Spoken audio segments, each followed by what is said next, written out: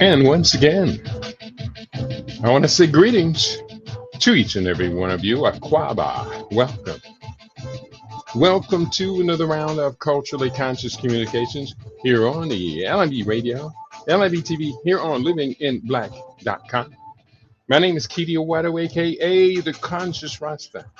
Weekday mornings, you and I get together live. We come at you from 9 a.m. Pacific time, that's 12 noon Eastern time, 5 p.m. GMT, and 8 p.m. East Africa time. We get together with you and we deal with culture, consciousness, historical perspectives, entertainment, economics, education, health, labor, law, politics, religion, family, conflict, future studies, all areas of human interactivity. Today's date is Thursday, the 26th day of December, the year 2024 in the Western calendar. This corresponds to the year 6265 in the Kemetic calendar, to which we have realigned our cultural clock. Welcome to the seventh millennium. You have found your family in a peaceful place on LIB Radio, LIBTV, and living.com. Today is, of course, the first day of the Kwanzaa celebration. So we commemorate Kwanzaa all year long. These 7 principles of Kwanzaa, the Nguzo Zaba, could and should serve as a foundational basis for cultural integrity, forward progress, and staying focused on those things that really matters. Today, the first day of the Kwanzaa principles, which follows our 12-day, or actually additional 5 days of what we call Karas Ma'at. Now it's Karas Ma'at Kwanzaa. Now we are on the day of Umoja, unity. It is all about unity, and it's an honor, it's a pleasure to be unified with you today here on LIB Radio, LIB TV, and livinginblack.com. Hope you had a wonderful holiday, got a chance to celebrate with your friends, and your family, and do all those good things that people do when they are on their holiday. A little bit excited, more than a little bit excited, as I am really right down to the wire on the new book. This will be the second of this trilogy of books releasing right here at the end of the year. This next book is entitled Disaster Preparedness for World Wars 5 and 6. It's an alternative way of looking at the world, examining what's happening across society, across humanity, towards the aim of giving clarity where I believe that clarity has been missing from the narrative, from the telling of world history, such as World War III. We go through that quite a bit. About World War III has already been going on since 1946 with the Greek Civil War. And behind the Greek Civil War, the socialists on one hand and the capitalists on the other hand took sides, armed those two factions in the Greek Civil War to fight each other. Well, then they did the same thing in so many other countries. That became a world war. We'll talk about that maybe a little bit more later today. Yeah, well, actually, the book will come up today because it's quite at the core of the subject that I have picked for today's conversation. And let me introduce today's conversation is Drapetomania. Drapetomania. Today on LIB Radio is Tech and Future Talk Day. We are at an historic moment in the history and evolution of the nation and of the planet. Civility is declining as we see the national and global economic order excluding many of the despised ethnicities.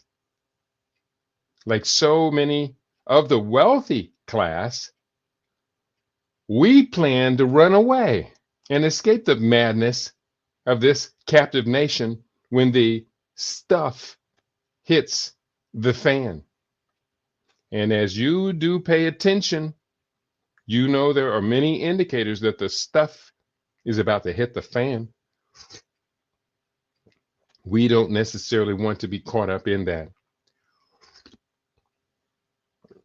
I will say this as well also.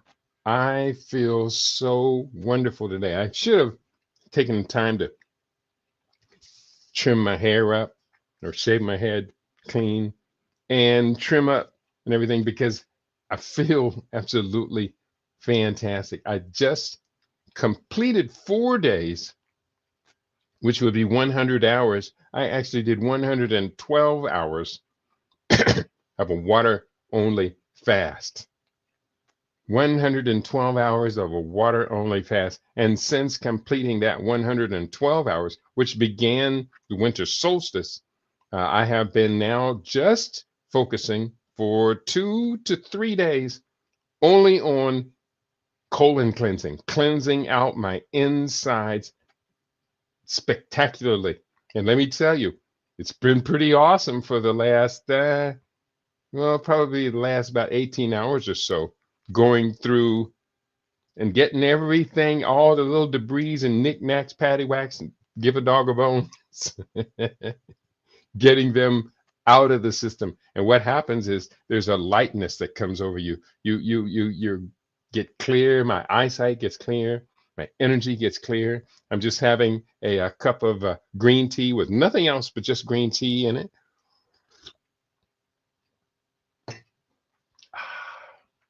And also, this continues. Today is day 26 of the 56-day stem cell rejuvenation program. So beyond just feeling great from doing a 5-day, not quite 5-day, I'm doing about a 4.5-day water fast. Beyond that, now my stem cell activity is probably the highest it may ever have been since my adult life, probably over the age of about 35 or 40, when our natural umbilical stem cord process has run its course, and we have now our adult stem cells. So I am activating my adult stem cells. It's pretty awesome. Let's get into the topic, DRAPETOMANIA. First of all, let's give you an understanding of what this word DRAPETOMANIA actually means. And bear with me here, just a couple little shifting things around on the desktop. And I want to say greetings to all of you tuning in today. Would love to hear from you. If you're in the house, do take a moment and just say hello. Say hello, say hello, say hello, say hello. That's what I'm talking about. Making me want to sing to you. That's love. You know what I'm talking about. I got nothing but mad love and respect for this beautiful listening audience. We're almost at completion of 22 years. So for you to hang with me for so long, you know that's got to be love. Got to be love. Let's talk about DRAPETOMANIA. I pulled this up, and I was actually researching this quite a bit in the last day or two, but I forgot where I put my research notes. I think I know where they are. I just didn't go look for them. But let's just pull up just a little quick one. DRAPETOMANIA. And the pronunciation is not, it looks like DRAPETOMANIA, but it's not. It's DRAPETOMANIA. DRAPETOMANIA. Based upon the search results from DuckDuckGo, DRAPETOMANIA was a proposed mental illness by American physician Samuel A. Cartwright. I had to get the mucus out just saying his name. This guy was really nasty, really foul. A American physician, Samuel A. Cartwright, in 1851. He alleged that enslaved Africans who sought to flee captivity had a mental illness. And he named the mental illness DRAPETOMANIA. As ludicrous as that sounds, as ridiculous as that sounds, trust me, that's the way these people thought. They had dehumanized all the rest of us. But interesting, they said we were subhuman, but just wanting to be free, which is what every human being would want to do, wanting to flee to be free, meaning we had a mental illness. So therefore, I guess we were human. But don't ask for reasonable logic from these guys at this time in history. Definition: drapetomania was a proposed mental illness by Samuel Cartwright, allegedly causing enslaved Africans to want to flee captivity. Obviously, it was at pandemic levels. The symptoms, the only symptom of drapetomania was the desire to run away from captivity. I see you in the house, Queen Mother Kashiba. I embrace you, my beloved sister. I am because we are. The books, I'm expecting the books to be showing up any day, and you're going to be getting your copy of Living Superfood Solutions. That'll go out in the first day's batch. Thank you so much, Queen Mother Kashiba, for all that you do to be with, for, and of this family, this global family. Ubuntu. I am because we are. We're talking about drapetomania. And here, let me put up this definition because it is so absolutely ridiculous. But again, and as you very well know, Queen Mother, this is where America's history comes from. And this is what we, the children of the sun, have had to deal with throughout our existence in captivity and across the Ma'afa. Causes of drapetomania. Cartwright attributed drapetomania to, point one. This is even hard for me to read. Point one, he attributed to kind and gracious treatment by masters, which allegedly made slaves too familiar and led to a desire for freedom. Point two, lack of proper medical advice and treatment, which could be cured by regular whipping and proper management. Woo, good God Almighty. This guy was sick. The thing about it is that this sick, demented philosophy or definition of a medical condition was widely accepted by other sick individuals like Samuel A. Cartwright. He wasn't alone. By no means at all was he alone.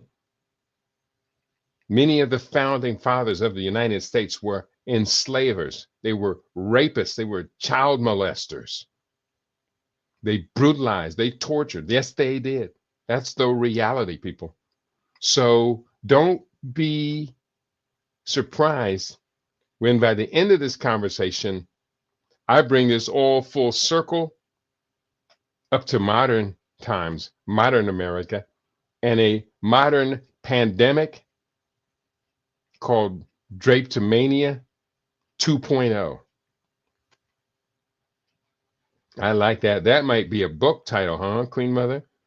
What about a book title? Let me ask anyone this if you want to respond. What about a book titled Drapetomania 2.0? What about a book title Drapetomania 2.0? For Africa 1. I see you in the house, beloved sister. Hatep, Brother Kidi, and global LB family. Habari Gani. What is the word? Umoja. Unity. Today is the first day of Kwanzaa. Habari Gani. That's the question asked of the stranger. What is the news? Umoja. Unity. What about a book? Drapetomania 2.0. I almost attached Drapetomania to the last chapter of the book that I'm getting ready to send to the printer. That book, Disaster Preparedness for World Wars 5 and 6. And I almost put Drapetomania at the very end of it. I may still do that. Continuing, the cure for drapetomania, according to Benjamin A. Cartwright, whipping slaves as a means to cure drapetomania. How many other illnesses can you think of other than sexual masochism? How many of the illnesses are cured by whipping?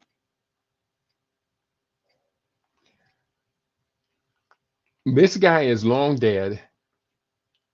His name is in the historical records as an absolute fool, a ridiculous, idiotic fool. What we don't know is who else signed on to. How widely, let me just ask this question of this search engine. Let me go to a second search engine, because this one that I've been using, I was using Brave. Brave is really, of the 4 AI search engines I use on a regular basis, I would say Brave is my favorite. So I'm going to answer the question, how many people, scholars, or politicians signed on to the definition of drapetomania? That's the question. We're going to get to that question, answer to that question here in just a second. So, prescribing for drapetomania, number 1, whipping as a means to cure drapetomania. Number 2, keeping slaves in a state of submission, awe, and reverence as ordained by God. That's what it says. It says he prescribed keeping slaves in a state of submission, awe, and reverence as ordained by God. Now, I was writing today about these God guys, these God figures, and maybe I'll share that part of the book today, because I added an addendum to one of the chapters to kind of close the chapter out with a graceful close. And in the closing of that chapter, I did mention why, I was writing about the future of religion in the world. And so I wrote about my own position as an ordained priest of the Sacred Order of the Sons of Ra Ministries. My personal spiritual philosophy is just that. It's personal. Yet I know I have to coexist with all the different faiths of this planet. And I do list in the book probably about 18 different faiths, from Taoism, Buddhism, Krishna, to Zoroaster. I don't mention Satanism and Luciferianism, as I choose to exclude those from consideration. So, drapetomania, prescription, keeping slaves in a state of submission, awe, and reverence as ordained by God. And the point I was making is that in the book, I write that I am a practicing Kemetic, but I functional agnostic.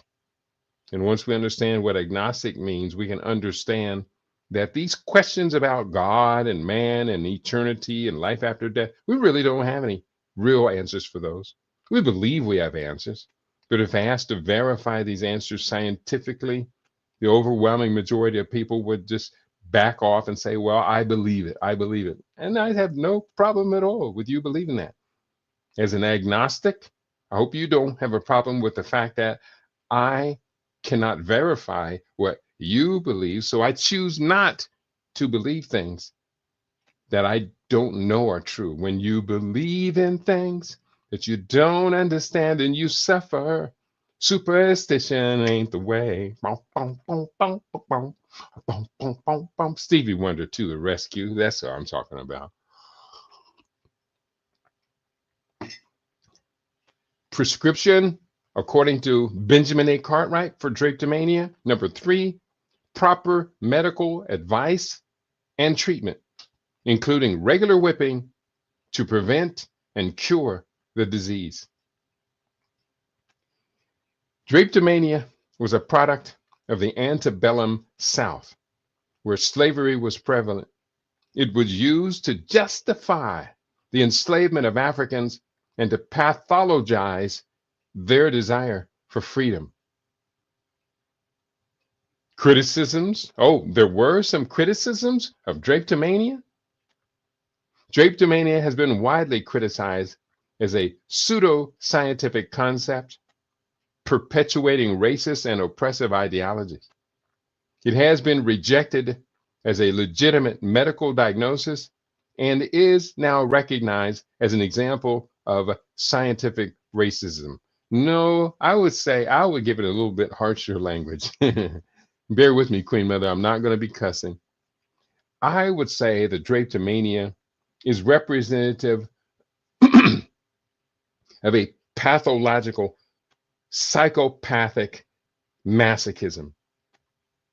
A psychopathic masochism. That they were psychopaths. They were crazy as heck. In my brain wants to go left with this. My brain wants to go strictly rapper. I don't talk like that. I stopped talking like that before I was even ordained as a minister, as a priest, I should say. Criticisms. It is now recognized as an example of quote unquote scientific racism, or as Kitty calls it, psychopathic masochism. You tell me, is drapetomania? You tell me. I'm asking, I'm talking to the audience today. You tell me, is drapetomania, quote, scientific racism or psychopathic masochism? You tell me. I need to hear from you, listening audience. I know you're out there today. I do see a response, and here, where are we at? I do see a response from our sister for Africa One. I was traumatized by drapetomania when doing my dissertation on Nat Turner in the 1980s. I couldn't comprehend the psychopathy or psychopathy of the diagnosis, in addition to suffering of our people. You are right. In trying to make logic and reason out of the way that these mostly white guys, white European guys were thinking, to make logic and reason out of that was impossible for you. It is impossible for me, except for to stretch the brain and go wildly outside of my framework of culture. See, now this did make it into the book, and I'm gonna have to pull this up in the background because this puts into context the mindset between us and them. So I'm gonna pull this part of the book. The book is going to the printer today. I'm very, very pleased about that. I am very pleased to have this book going to the printer today. And you let me know if you think that there should be a small chapter. I don't need to make it a big chapter. Maybe it could even just be an appendix on drapetomania in the book. But I just pulled up in the background. I'm going to get back to these research on drapetomania here in just a second. I just pulled up to in the background. The book is entitled Disaster Preparedness for World Wars 5 and 6, The Untold Story of How the Global Economic and Security Order is Shaping Up for the 21st Century. And then there's a small chapter in this book called Culture is ... Here's what I wrote for today. Where is it? Culture is Here it is. Culture is.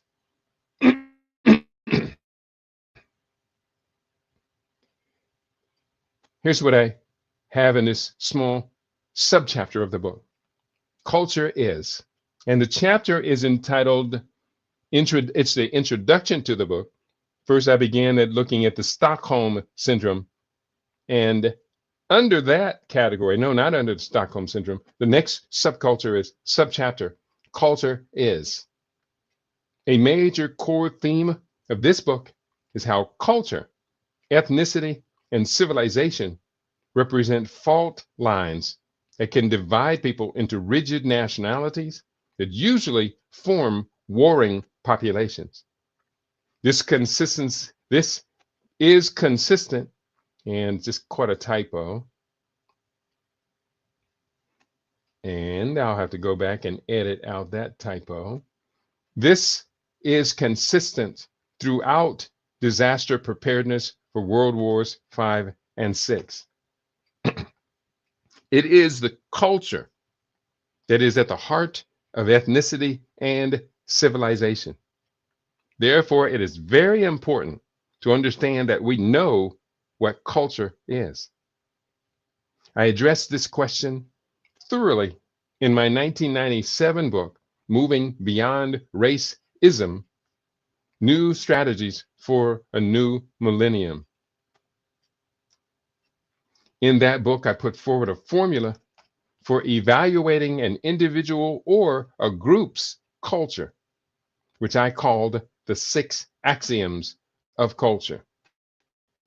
Without rehashing that book at this time, let's describe these 6 axioms in brief. Number 1, language. A person's language is the core of their identity. How many of us have the advantage of being polylingual? Do we only speak the language of capture, enslavement, and a brutal history? What is your name? And how was that name acquired? Point 2 of the 6 axioms, religion. Like language, religion is at the core of ethnic existence, and shared beliefs and spiritual values bind a community's souls. Religion is also strongly political, especially when weighed against the more fluid and adaptable notion of spirituality. Religious myths, fables, and allegories inspire each generation to build upon a common group destiny. The third of the 6 axioms, traditions. Ritual practices are core to culture and identity. They reinforce feelings of common heritage, foster community bonds, express shared values, transmit knowledge, and provide continuity. Traditions help members of the group to understand their place within their culture.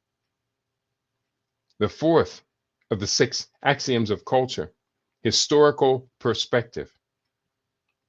2 closely intertwined groups can share a common history, yet have distinctively different ways of interpreting this shared history. Historical perspective is key to group solidarity as it preserves heritage, informs present practices, fosters unity, and enables communities to learn from the past while adapting to future challenges. As well, as a well-known Kenyan proverb states, until the lion learns to write, the tale of the hunt will always reflect glory on the hunter. Until the lion learns to write, the tale of the hunt will always reflect glory upon the hunter. Number 5 of the 6 axioms of culture, morals and values. Ethical standards guide behavior, shape social norms, foster family and community cohesion, and serve as a framework for addressing conflict. Such shared values ensure continuity and identity within any group. And good thing I'm reading this right now because I just caught I caught more than one typo in here. And number 6, which means I got to read the book from cover to cover again. I've been reading this book from cover to cover for 5 days now. Logic and reasoning. This is 6 of the 6 axioms of culture: logic and reasoning. These cultural values represent rationality, critical thinking, and the core of informed decision making that a group's leadership must rationalize to create coherence among its members and resolve conflicts.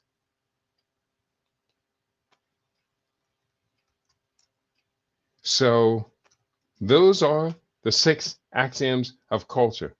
Once again, they are language, religion, traditions, historical perspectives, morals and values, and logic and reasoning. There we have it. And we can build on that, very much so. I'm going to go back to this research on drapetomania and share a little bit more of that. What do you think? Anybody out there listening?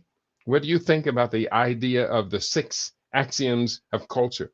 I've had others from time to time suggest that a cultural axiom might be missing. And I always weigh it. I think I did expand it from 5 to 6 based upon the suggestions of someone who had made an observation. So if you have any input about anything that I do that's going to make it into my books, please do not withhold your insights. Please do not. I'm asking you.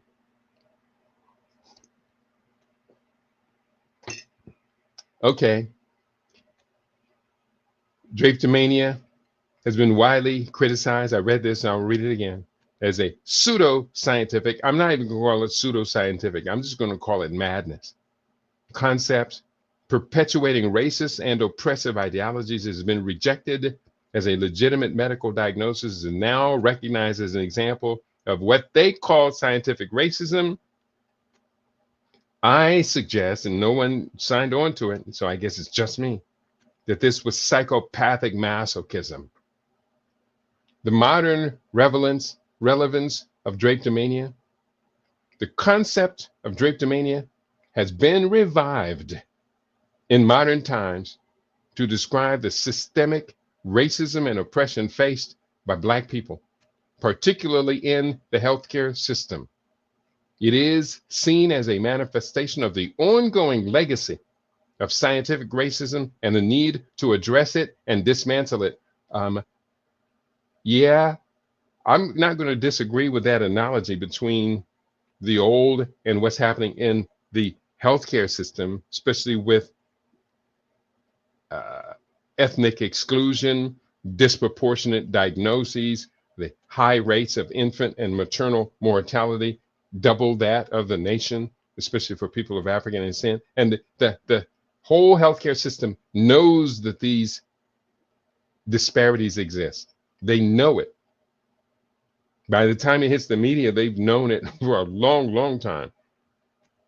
The key about it is they are not prepared to do anything about it. And I say that is further evidence of psychopathic masochism. I think I might be onto something right here. Key quotes on drapetomania. Quote, this is from Cartwright, Benjamin A. Cartwright, 1951.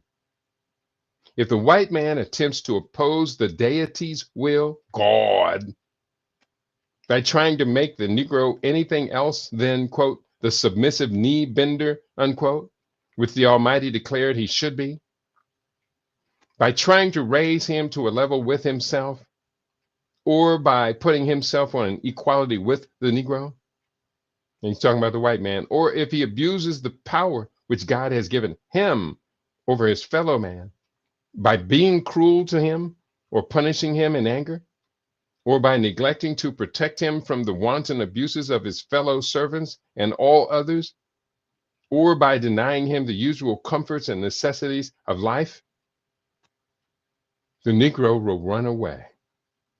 That's drapetomania. Benjamin Cartwright. Let's skip forward. Another quote from 2021 from Opara et al. Racism, not race, is the vector of disease and health disparities. Racist policies such as redlining and the, quote, war on drugs, unquote, and war on crime, quote, unquote, inform systems of housing, education, criminal justice, health, and the economy, and determine a community's exposure to the social and environmental factors that drive health disparities. Opara et al. 2021. I can't disagree with a word of that, except for my position is they know all of this. They've been studying this stuff through every generation. By the time Opara et al. Published this eloquent statement in 2021, the entirety of the system, all of the government agencies, whether they be the federal government, state government, local, county governments, municipal governments, they all know this. They all know about all of those things: redlining, war on drugs, war on crime, housing, education, criminal justice, health, the economy. They know all about it. But the fix is not going to be coming there. Don't make me reach over here just out of arm's length and grab my copy of An American Dilemma, The Negro Problem in Modern Democracy. When they said in 1944, there is no doubt that the overwhelming majority of white Americans desire that there be as few Negroes as possible in America. If the Negroes could be eliminated from America or greatly decreased in numbers, this would meet the whites' approval, provided it be accomplished by means which are also approved. Don't make me go out into the bookshelf outside my room, because I found a big box. I found 2 big boxes of my most precious books, within which number of different books on population control and genocide. I pulled them out. I know where they are now. I have them handy. I myself, we did a broadcast last week. I have 20 books on population control, 20 books. So we are stuck at the point where we either reform them or we run away from them. I don't think there's any middle ground. Either reform them, which means we may need to treat them for drapetomania. We may need to treat them for the poison of drapetomania that they created and put on us as a pandemic, meaning they may need to be whipped out of their beliefs that support and embrace and sustain all of these tragic disparities, or just get the hell away from them. Just leave, go away, put up barriers where you're going to raise your family and keep their culture out. Keep their people from traveling and contaminating our people one by one, 2 by 2. Tourism, while it does bring in substantial income to those countries that receive these tourists, it also allows these demonic types, these moral degenerates, to get access to our children. And we can do better than that. There are other people on this planet who do not tour the world as moral degenerates.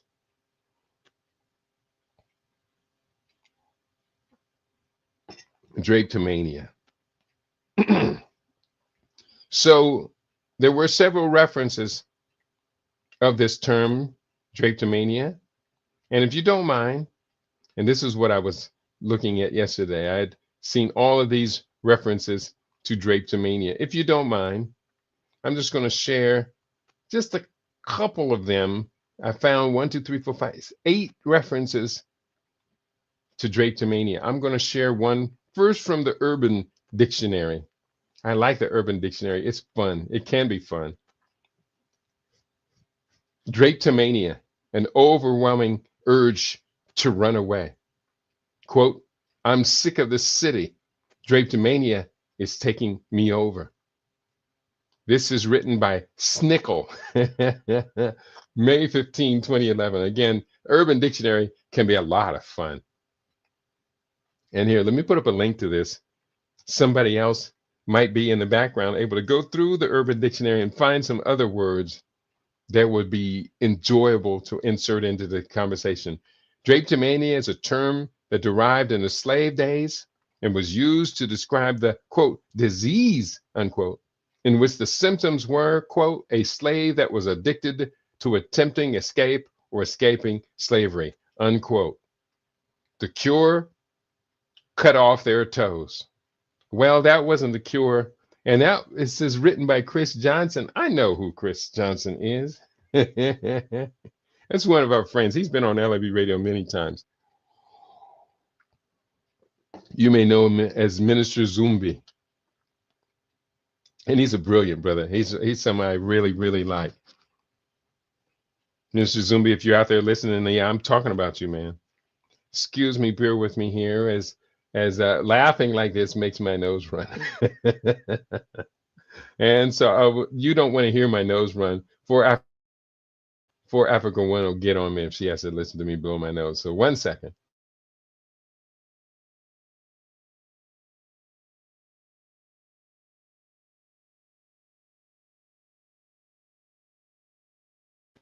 That didn't take too long.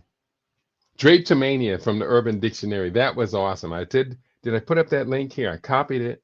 Let me paste the link here. Boom. And I'm going to paste that link also on Rumble for our Rumble family.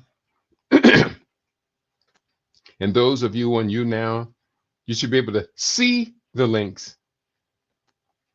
And For Africa One did respond to the question, the poll that I put up. And no one did respond to what about a book titled Drapetomania 2.0? I asked the question, you tell me, is Drapetomania, quote, scientific racism, unquote, or, quote, psychopathic masochism? I say it's psychopathic masochism. And For Africa One agrees with me. Unless anybody else disagrees, then that's what it is. That's just the way it is. Make sure you hit the like button for today's broadcast. And again, remind you, we are continuing and in the final week of our December fund drive here on LAB Radio. So if you choose to celebrate our 22nd year and help us to usher in year 23, strong as ever, stronger than ever, more focused than ever, more resourceful than ever, then do two things. Number one, help out with the costs. This is more expensive than I can handle, but I still keep trying to handle it because I just believe in it. I think it's just too precious and too valuable to let go. Queen Mother Kashiba, Sister Shingai, I know that you do agree because you are there. You're consistently there, and that is a blessing. So make a contribution. And the second thing is, please tell more people about what we do here. This topic today, Drapetomania, I can't think of any person of African heritage who would not find this subject to be relevant to our sustained empowerment. So do the best you can to do the best you can, always seeking to get more so that we can do more. Okay? And so going forward, a couple of more of these thoughts about Drapetomania. Again, there were several references. We go forward to Wikipedia. Wikipedia, from my perspective, when it comes to medical health related research and information, Wikipedia on a scale of 1 to 100 barely rates a 25. But when it comes to political and or social issues, I'm going to give it about ranging between 40 to maybe 70. Sometimes especially on obscure historical issues, I think that Wikipedia does a good job of informing. And the 70 is very good, high rating for me for social media. Here is from Wikipedia. I'm not going to share too much of this because it's a little bit redundant and it's kind of ridiculous anyways, but don't worry. DRAPETOMANIA from Wikipedia. Here's the link as well in case anybody else wants to check out what I'm reading. DRAPETOMANIA was a proposed mental illness that in 1851, American physician Samuel A. Cartwright hypothesized as the cause of enslaved Africans fleeing captivity. This hypothesis was based on the belief that slavery was such an improvement, upon the lives of slaves, that it was such an improvement on the lives of slaves that only those suffering from some form of mental illness would wish to escape. Cartwright specifically cited the tendency of slaves to flee the plantations that held them back, since slaves happy with their condition would not want to leave. He inferred that such people had to be sick, impervious to the natural order of things, which of course was ordained by God. He published an article about Black slaves' illnesses and idiosyncrasies in DeBow's Review. Contemporarily reprinted in the South, Cartwright's article was widely mocked and satirized in the northern United States. The concept has since been debunked as pseudoscience and shown to be part of the edifice of scientific racism. The term drapetomania derives from the Greek word drapetes, a runaway, slave meaning, and mania meaning madness or frenzy. As late as 1914, people, the third edition of Thomas Lathrop Stedman's Practical Medical Dictionary included an entry for drapetomania, defined as, quote, vagabondage, dromomania, an uncontrollable or insane impulsion to wander, drapetomania, which that in itself is ridiculous. So I'm not going to go much more into this. I put up the link for those of you who want to follow along, study along. If there's anything to learn, I'm sure you will be able to get something from it. That was from Wikipedia. And there were a couple of others that came up. Drapetomania from the Free Dictionary, entitled Drapetomania was that there is no definition. So why did it pull it up? A mania for running away. Yeah, that's not very informative. We did cite the Urban Dictionary. This is from the National Library of Medicine. Now, I like the headline on this. And I don't like the first thing that comes to mind. This one entitled Modern Day Drapetomania Calling Out Scientific Racism, which I like that headline. I'm going to just real quickly copy, cut, and paste this one for each and every one of you to have in your library as well. Here we go. I'm going to paste this on the YouTube broadcast. I'm going to paste this also on the Rumble broadcast. And let's read what it has to say. Modern Day Drapetomania, Calling Out Scientific Racism, written by Ijeoma Inodine Opara et al. The date on this is October 13, 2021. And this one was the one that was cited in the other one that I talked about. The COVID-19 pandemic has highlighted structural racism and health inequality in American society. As the nation reckons with its history of racial injustice, the medical and scientific communities need to directly confront the legacy of scientific racism in research, medical education, clinical practice, and health policies. Race, quote unquote, is a socio-political construct created as a system of governance that classifies people into a social hierarchy based on invented biological demarcations, thus justifying slavery, oppression, and the exploitation of people of African descent. Since the 18th century, European and American physicians and scientists have explained the differences between blacks and whites on the basis of the perceived inherent physical, social, cultural, intellectual, and spiritual inferiority of black people, justifying their dehumanization and subjugation. Normal responses to enslavement were pathologized, with Dr. Samuel Cartwright identifying drapetomania in 1851 as the disease of an enslaved person running away. He proceeded to describe black persons as having smaller brains and blood vessels, which accounted for their indolence and barbarism, unquote.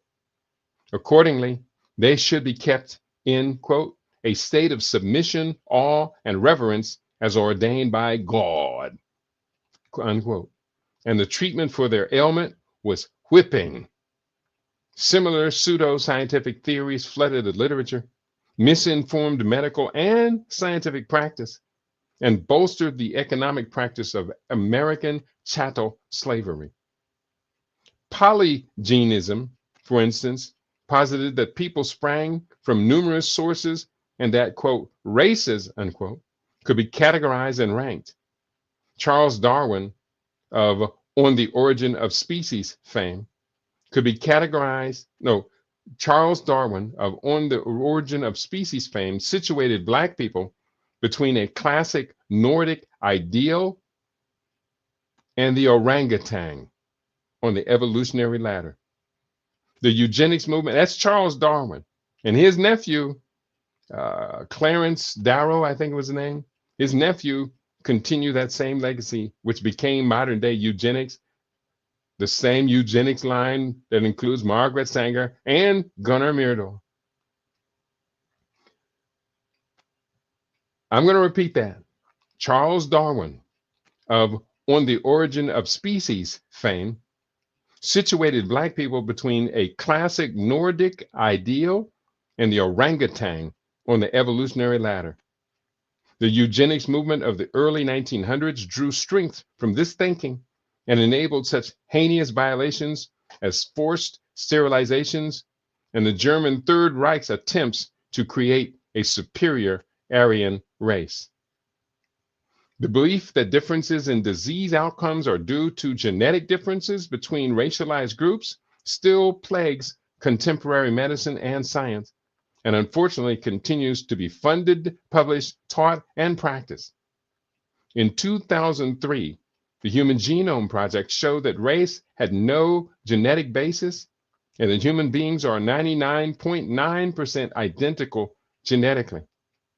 Yet the use of race to measure human biological differences stubbornly persists, and consequently these structures and systems are absolved of responsibility, reinforced, and perpetuated. Here, 1 second, I'm just going to put up this link for what we're sharing today.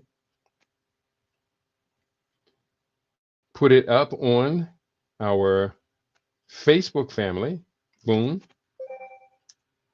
And I'm going to put it up here one more time under the research of drapetomania. I hope you find this to be fascinating. Continuing, a recent report by Bunjevich and colleagues, which purports that a relatively higher expression of transmembrane serine protease 2, that's TMPRSS2, in Black individuals may contribute to their higher burden of COVID-19 is an example of contemporary scientific racism. It falls prey to the premise that observed differences in outcomes among racialized populations are due to genetic differences, a common error in medicine which often conflates, quote, race, unquote, and genetic ancestry. by incorrectly using the former as a proxy for the latter. An article discussing race, genetics, and congenital heart disease by Mullen and colleagues is another example of scientific racism, where the authors engage in racial essentialism. Essentialism. I think it's the word essence added to ism, a doctrine of essence. They related racial disparities in congenital heart disease to genetic disparities, stating that the racial disparities in congenital heart disease incidence and mortality is a mystery, despite studies highlighting the role of disparate social determinants of health. Conflating race and ethnicity incorrectly, defining race and explicitly stating that, quote, individuals belonging to different races are assumed to differ at the genome level, unquote. In the course of their review, the authors lumped minorities, Blacks and Hispanics, into one genetic grouping and made reference to a, quote, minority genome.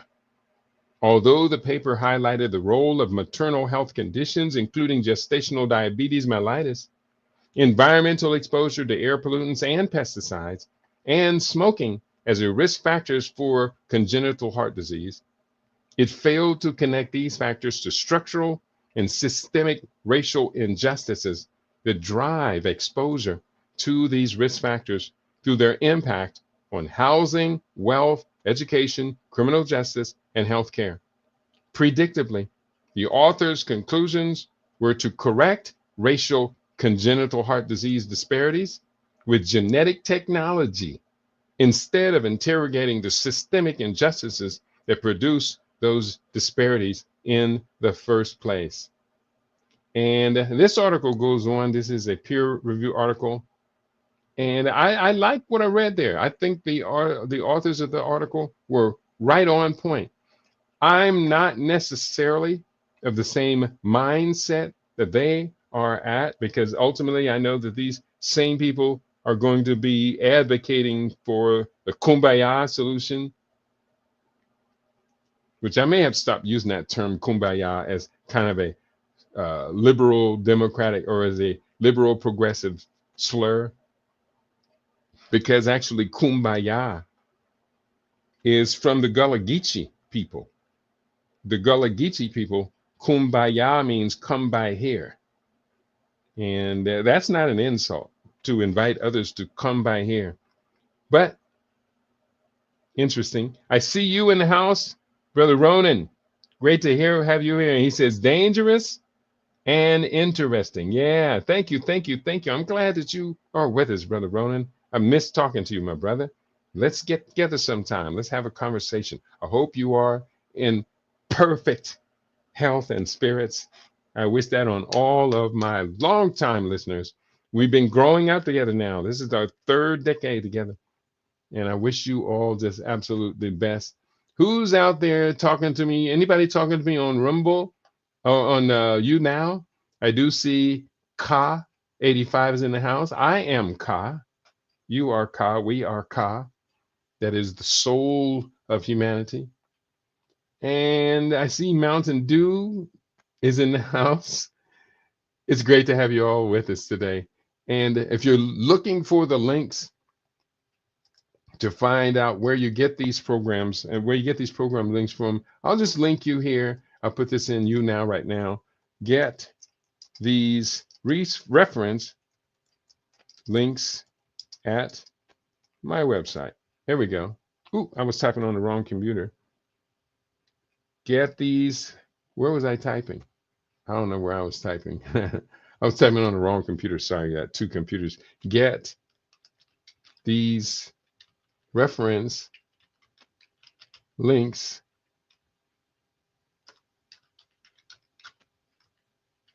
at, not that. Get these reference links at, bear with me, at, and let me copy this properly this time. Copy, go to one, and paste that at the end. And bear with me, typo, but that's okay. You got their reference links. I'm going to go with one more of these articles. One more of these references here. I asked this question of my search engine. The question I asked, how many people, scholars, or politicians signed on to the definition of drapetomania? It returned the following. Based upon provided research reports, it appears that only one person, Dr. Samuel Adolphus Cartwright, coined the term drapetomania in 1851. He was an American physician who proposed this mental illness as a diagnosis for enslaved Africans, but we know that's not true. So once again, this is why I caution everybody about using AI as a principal source of research. It's not going to get you very deep. You would think that this one guy, Samuel Cartwright, created this and expounded this, got this written into the history books all by himself. No, no, no, no, no. It was not that. It was not that.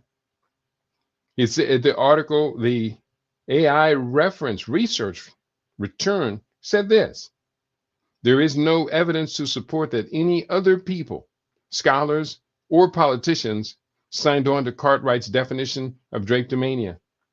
And it persisted in the books in the medical reference dictionary to 1914. It was altered, but you recognize it was the same definition. It emerged from the same source. In fact, the concept was widely criticized and ridiculed by many in the medical and intellectual communities and is now recognized as a pseudoscientific and racist construct.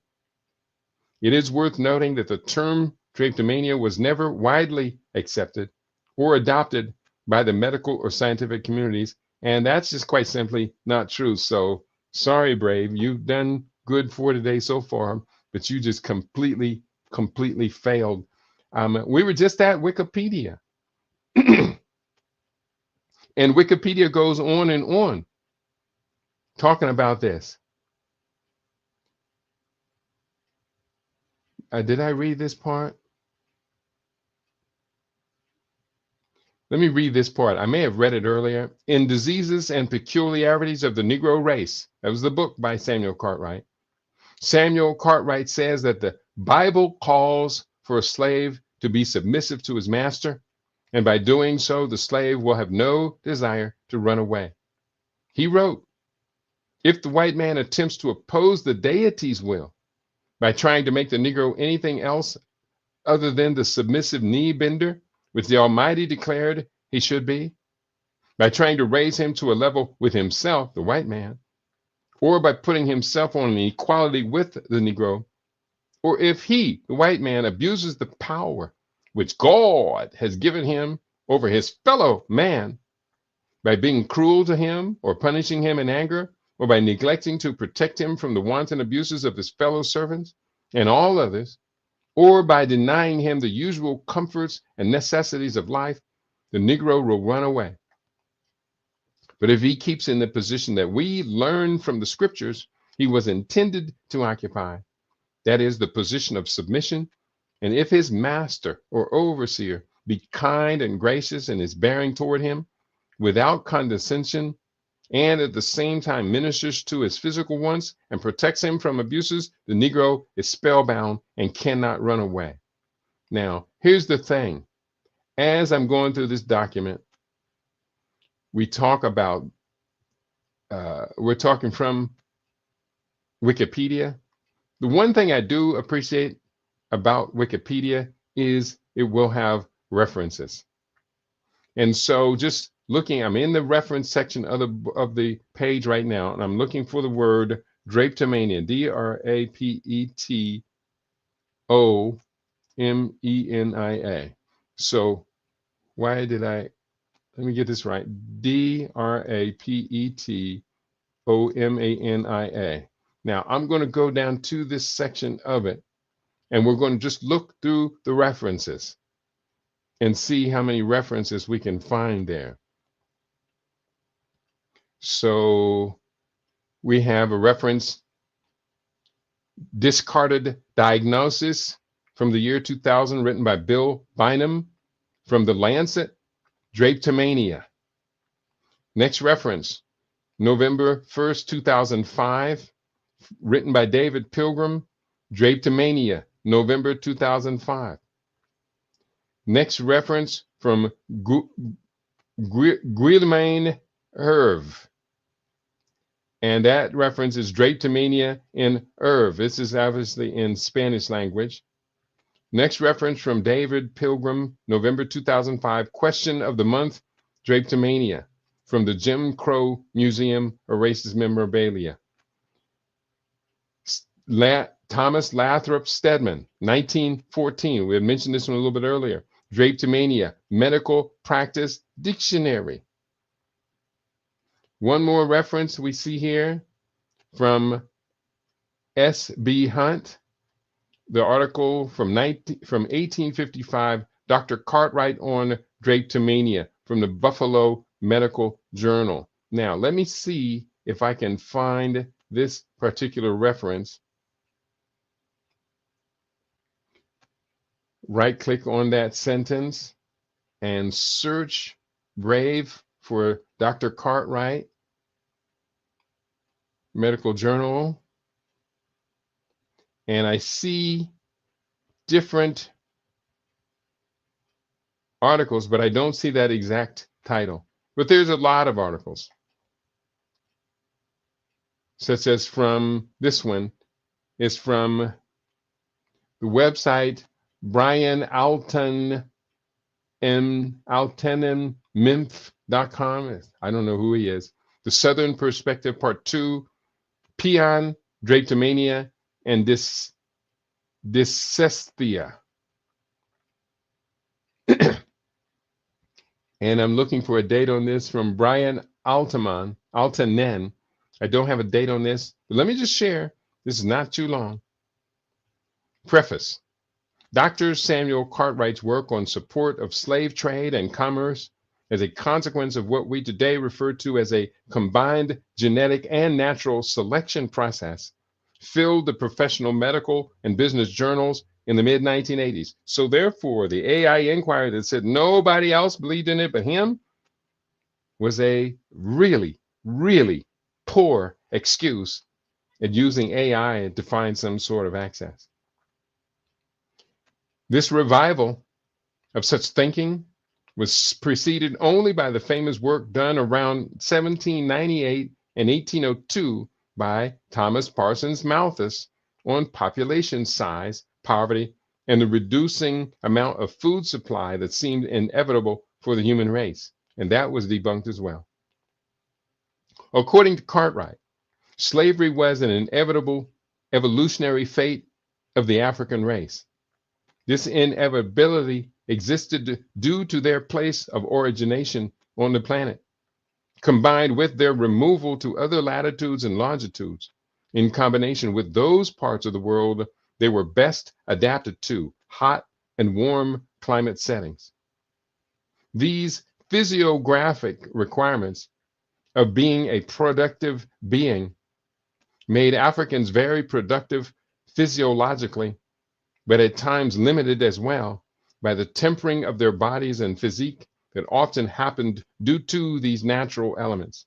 In particular, it was the brain or mind of the average African that made him or her predisposed to this fate of life.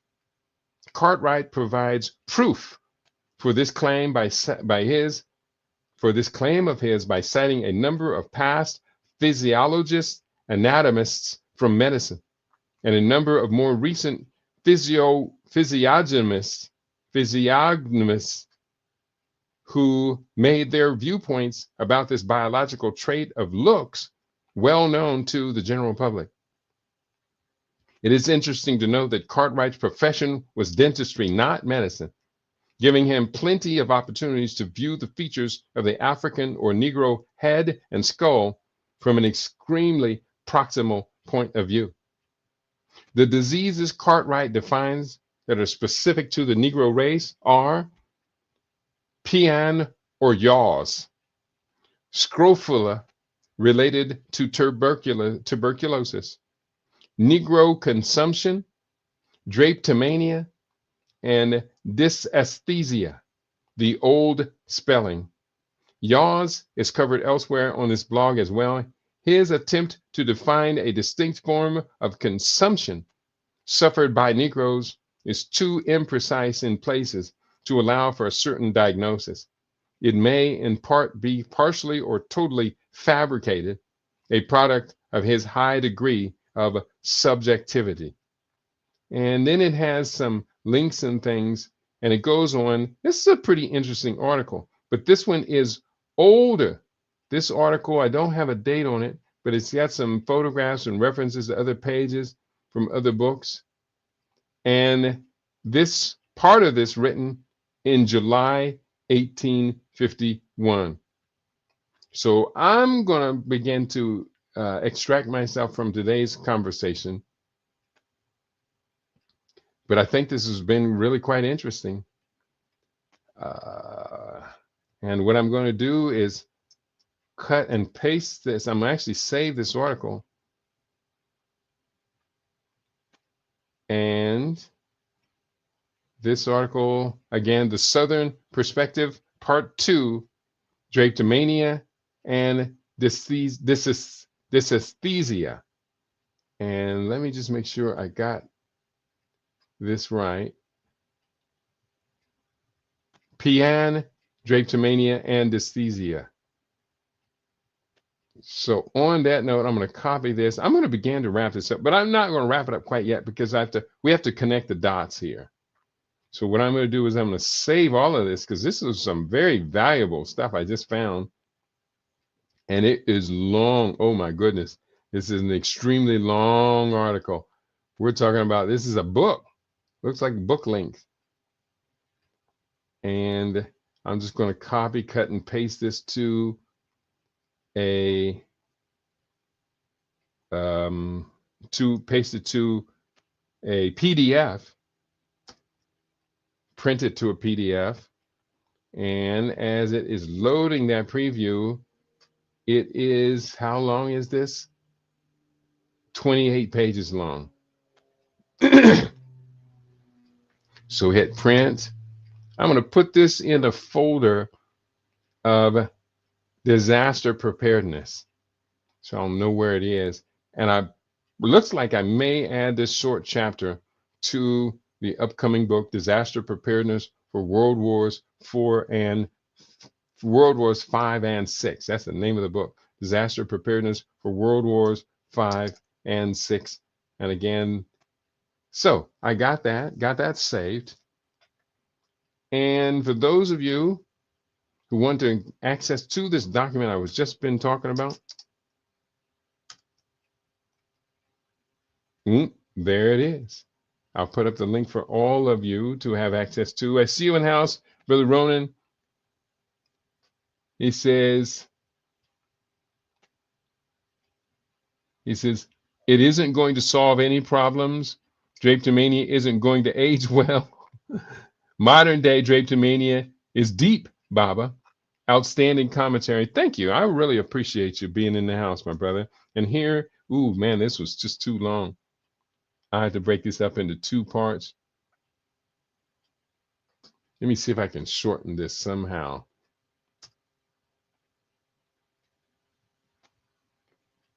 Oh man, that's a long URL. No, it wasn't that long. I must have copied it wrong.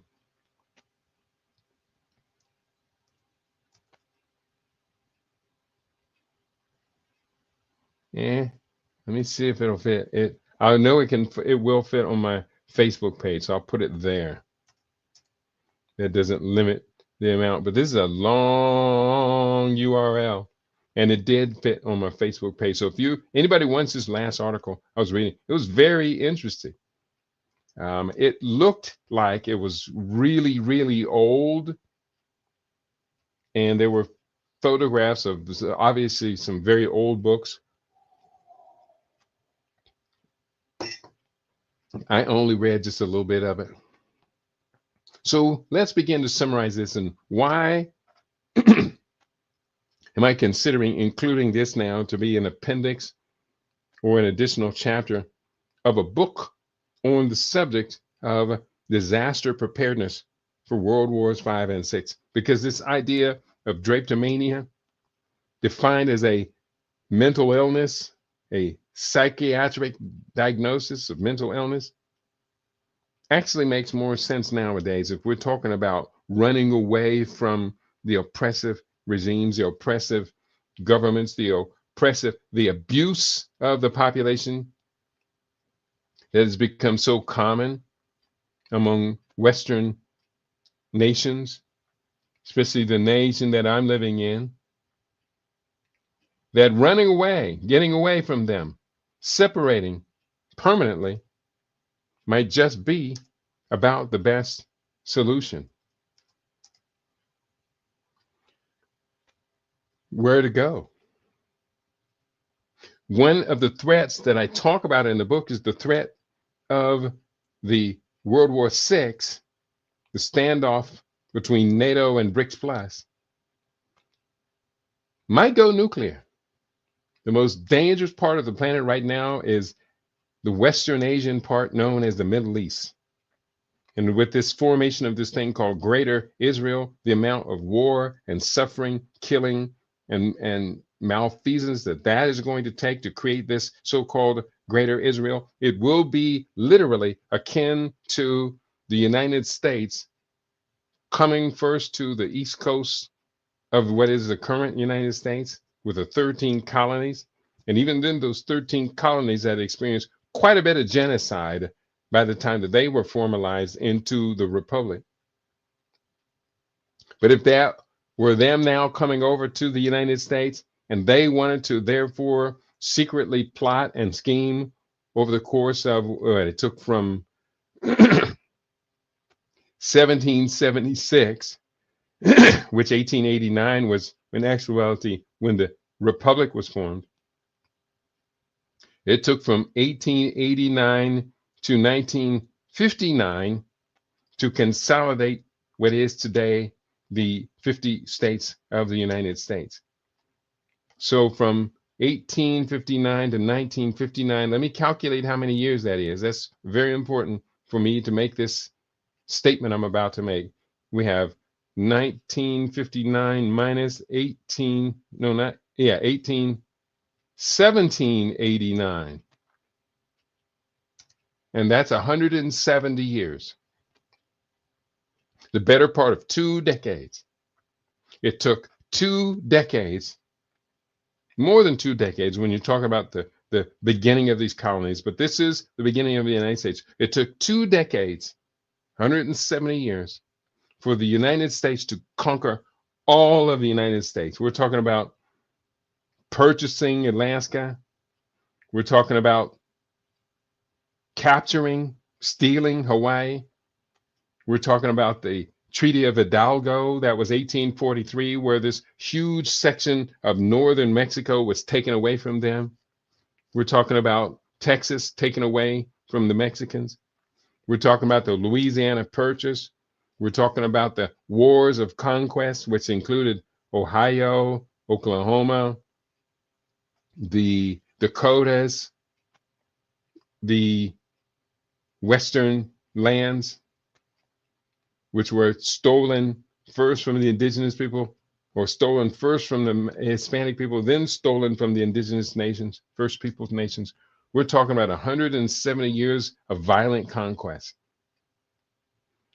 Israel now has been engaging in violent conquest in Western Asia for 70 years. I think it's like 78 years. From 1948, that would make it about 70, from 48 to 2024.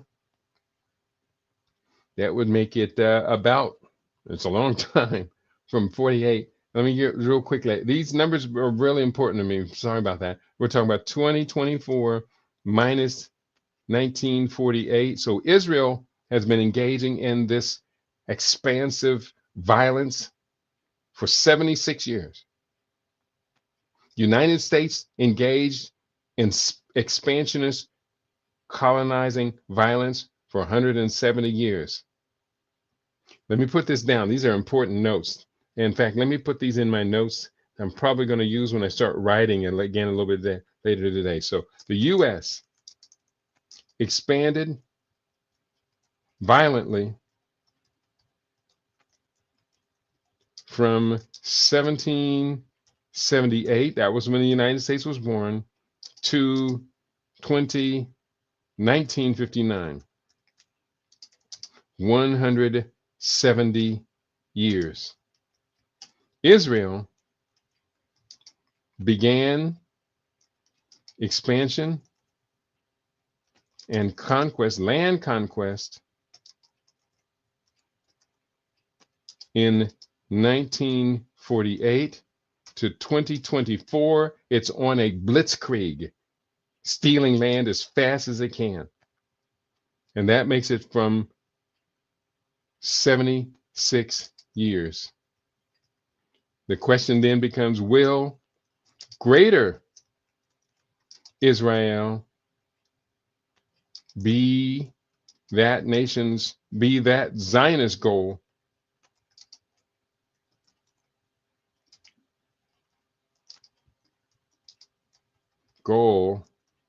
for the 21st century? Now, here's the thing though. Israel may see itself paralleling the United States, saying, hey, we're not doing anything that you didn't do. And they would be right about that. But here's the thing, United States did not have to go up against nuclear weapons to get the Louisiana Purchase, unless you consider the Haitian Revolution to be a nuclear weapon. And I'd say, well, for France and in the Caribbean, the Haitian Revolution was a nuclear weapon. It eliminated them from the scene, except for their economic oppression. But Israel will have to go up against nuclear powers. It will force Egypt. It will force Iran. It will force perhaps the African Union to have to develop the ultimate mechanism of war deterrence, is nuclear weapons. For the most part, the nuclear weapons are all on the northern hemisphere, except for maybe parts of India. I had to look at a map right now to see how much of India is below the equator and where are India's top defense and nuclear facilities located. But for the most part, nuclear weapons are in the northern hemisphere. So therefore, DRAPETOMANIA would say to me, you need to go south. You need to relocate from the northern hemisphere to the southern hemisphere and get as far away from them as possible. The only southern hemisphere nation that I'm aware of, that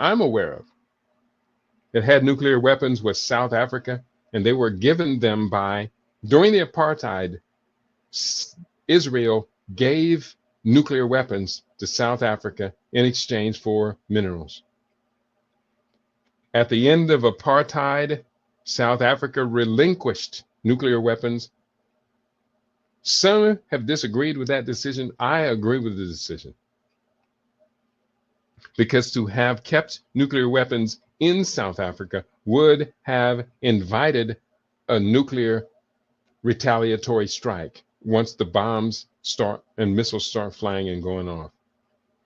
It may be that the nuclear weapons will destroy all of humanity, or it may be that they won't. Whoa. I'm looking over here. Is this a scar? It looks like a scar, some sort of a gouge or scratch, but it looks like melanocytes. Where the skin grew back in, it's much darker than the surrounding region, which to me, I like that because that means that my stem cell activity is ramping up.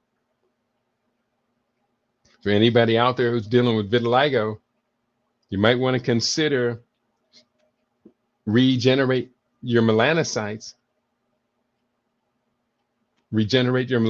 and color your body back in? Question mark. I've not yet been able to fully prove it, even though we have seen evidence, small amount of evidence, that this is happening. I need to contact my brother and see if the process he was experiencing, where he saw his melanocytes start to turn back on in the middle of these vitiligo spots. I need to call him and we need to talk about that. And I know I'm a little distracted. So drapetomania, let's run away. Let's consider getting out and getting to a place where we can build a future that's not threatened by gain of function studies. It's not threatened by nuclear bombs, nuclear wars, biological warfare, not threatened by the absolute corruption of the food chain, the world's seed supply, biological species. Let's get to a part of the planet where we can put up firewalls and hold off these madmen engaging in genetic engineering, et cetera, et cetera. We can do that. It's not going to be easy. We can do whatever we will to do, but most of what we need to do will not be so easy. This is why we have to have our own. This is why we have to have the highest integrity of LIB radio and LIB TV. This is why we need to not just maintain what we have, but we need to step it up to the next level. We really do. I get presented with all kind of opportunities, yet I'll be honest with you, I'm really constricted because just paying the bills and trying to keep all of this together and keep expanding it, it's just so overwhelming. It is. So we're going to do a better job. I should be making notes right now because when I get off the show, I want to talk to a whole bunch of people and start to talk about let's do better. So if you want to help me, to help us to do the best we can, then please do support our December fund drive. Please do consider that your opinion matters. Please do consider that you and I have the opportunity to build something truly genuine upon which we can launch our children and grandchildren's generations. We don't have to be ashamed of having ambitions of wanting to save the planet. We don't have to be ashamed of having ambitions of keeping Urugu's madness from becoming pandemic again across the planet. We don't have to be ashamed, but we do have to be busy, people. We gotta get busy. Can I get one of you, two of you, five of you right now before I stop talking to go to libradio.com and consider making a small donation? Do it right now. Don't wait. Don't put it off to tomorrow. If you donated already this month during our fund drive, you have done your part, and we're very grateful for you. But if you have not done so, if you've heard me say this all month long, yet you're still holding out, then shame on me. Shame on me for not doing any better for you.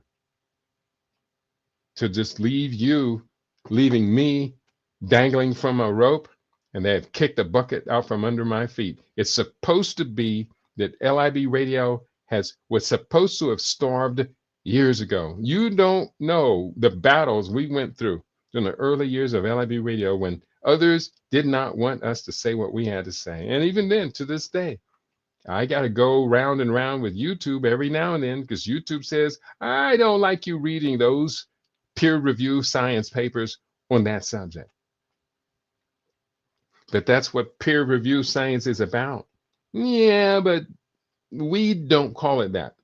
We call it drapetomania or misinformation, pseudoscience. What do they call it? Quackery. Huh. Interesting. I'm not a quack. I just read a whole lot. I had a conversation with a friend of mine the other day, and we were talking about IQ tests. And she said, "Do you take IQ tests?" I said, "I like IQ tests. I take them about every 4 years, and I'm probably overdue right now." The reason I like IQ tests is every time I take one, about 4 years apart, the score rises. I think the first IQ test I took was 132. The most recent one I took was 142. She said, "Oh, that's pretty high." And I said, "Yeah, that ranked about above 98 percentile."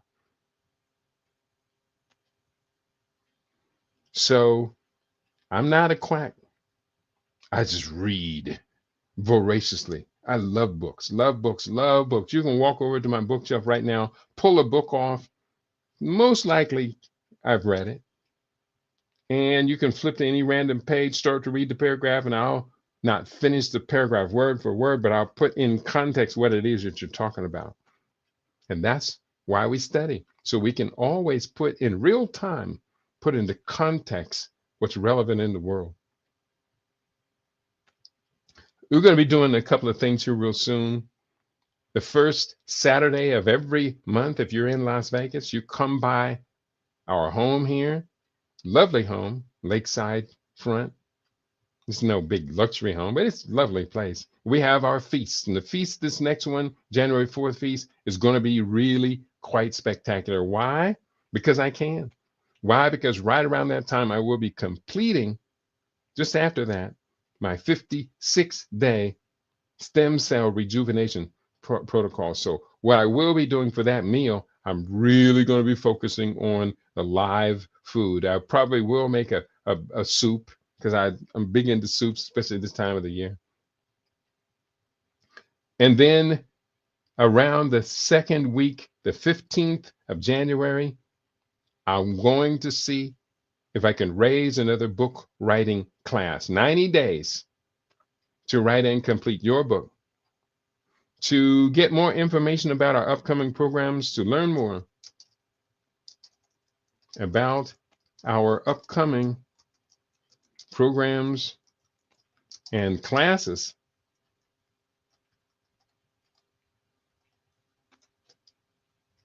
book a 15-minute free session with me. Book your free 15-minute session at, and here I know what it is, http coachkeedy.com. And let me just verify that because there's a second one that's HTTPS that keeps bopping up in the background, but I'm pretty sure this is the one that I'm looking for. coachkeedy.com. It's free. Yeah, there it is. Book a 15-minute session. Let's talk about you, your program, your health, where you're going, what you intend to do with your magnificence. I want to thank you all for tuning in today. You've been tuned into your favorite. We aim to be your favorite. We are LIV Radio, LIV TV, and livinginblack.com. Tell your friends to tell their friends we have our own. And he says, DRAPETOMANIA plus artificial intelligence, is that white racism refinement? Sure. I had to think about that for a while because I'm tired of racism. I'm tired of the dialogue. I'm tired of talking about white people, even though white people, as a category of people, yeah, they continue to misbehave as white people, as white women, as white men, as white teenagers. Yes, they continue to misbehave. It's their culture. It's not about their skin color. It's about their culture. And let's be clear, black people continue to misbehave, black women, black men, black teenagers, blacks in social media, on TikTok, they continue to misbehave. Asian people continue to misbehave. Hispanic people, whether they're white Hispanic or black Hispanic, continue to misbehave. All the peoples of the planet are a product of their culture. Now, some of the peoples on the planet actually are pretty well behaved, pretty consistently so. Central American people, unless they're gangsters corrupted by Western influence, etc., and consumerism and materialism and these other degenerate isms, if you encounter young children from Central America, I haven't been to South America, but Central America, I've been to parts of Mexico multiple times. The young people there are incredibly polite. Africa, the young people there in Africa are incredibly polite. I would say other people of the sun, the young people are incredibly polite. I used to hang out with several First Peoples nations here in this country, especially the Navajo and Arapaho of the southwestern desert. I used to hang out with them, and their young people were incredibly polite. Unfortunately, they got corrupted when they got old enough to start drinking, and drinking for First Peoples nations was just toxic poison. The same thing is true for Africans. When the young people are young, when the people are young, they don't do that. They don't drink and stuff. But many of the older men, they start drinking and they just turn into demons. It's the same thing is true in the United States. As the old birth of the 40 ounce, etc. That's where we need some drapetomania. We need to run away from these corrupting toxins. Don't bring them with you. Leave them behind. Don't bring that filthy poison neurotoxin alcohol with you. Whenever you run away to, leave the neurotoxins behind. Leave most, if not all, of the pharmaceutical drugs behind. Leave the radiation therapy, chemotherapy. Leave all these toxic killer therapies for disease and disorder behind, and go there and look for your medicine, the medicine Dr. Savy found. Look for your medicine, the medicine that my beloved sister Chibet has found. It's there. It's there in your land. It's indigenous to you. That's where you got black in the first place. It was the sun, the earth, the soil, the water, the air, all of which combined to give you your essential being, physiologically so. So let's run away. I'm down with drapetomania. I think that we can find better plans for our sustaining and sustainable future. So if you want to get a hold of me, book a 15-minute session at CoachKeedy.com. If you're overseas, we'll do the session via WhatsApp.